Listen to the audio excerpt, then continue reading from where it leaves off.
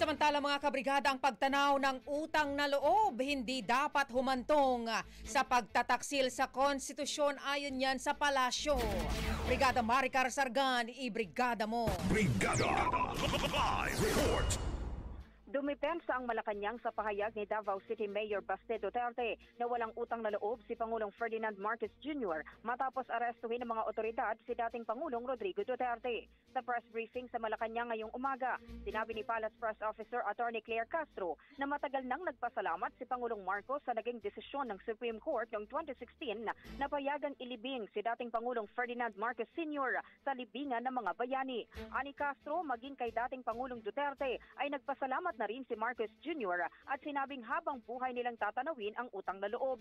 Gayunpaman, binigyang diin ni Castro na ang pagtanaw ng utang na loob ay hindi dapat maging dahilan upang baliwalain ang batas at pagtaksilan ang konstitusyon. Ipinaliwanag din niya na may batas na pinagbatayan si dating Pangulong Duterte, partikular ang Republic Act 289 at Presidential Decree 208 upang maipalibing ang nakatatandang Marcos sa libingan ng mga bayani.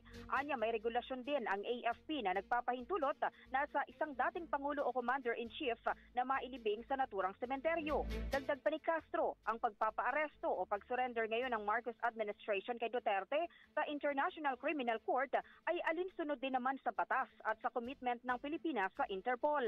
Anya, hindi dapat maging hadlang ang utang na loob sa pagpapatupad ng batas at pagtupad sa mga pandaigdigang kasunduan kabilang ang commitment ng Pilipinas sa Interpol. Giit niya, hindi dapat baliwalain ang batas o ipagkanulo ang konstitusyon dahil lamang sa personal na ugnayan o pagkakaibigan.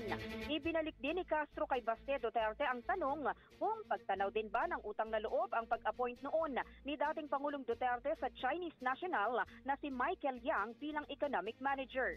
Samantala, sa iba pang balita, iginiit ni Castro na nirerespeto ng palasyo ang hakbang ni Senadora Amy Marcos na paimbestigahan ang pag-aresto kay dating Pangulong Duterte.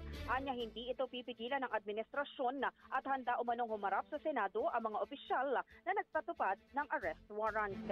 In the heart of changing lives, ito si Brigada Maricar Sargan ng 105.1 Brigada News FM Manila, The Music and News Authority.